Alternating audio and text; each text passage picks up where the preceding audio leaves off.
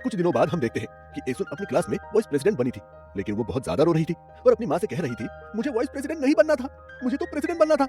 वहीं पर यांग भी बैठा हुआ होता है। वो एसुन की माँ से कहता है, आंटी, एसुन को तो 37 वोट मिले थे, जबकि प्रेसिडेंट बनने वाले लड़के को सिर्फ 28 वोट मिले। फिर भी उस लड़के ने एसुन की जगह छीन ली।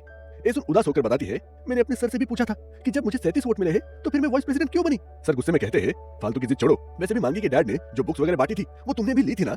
लेकिन एसुन हताश होकर कहती है, पर मुझे तो 37 वोट मिले थे। ये सुनकर सर चिढ़ाते हुए कहते हैं, तो क्या हुआ अगर 37 वोट मिले तो तुम्हें अपने और मांगी के बीच के फर्क को समझना होगा।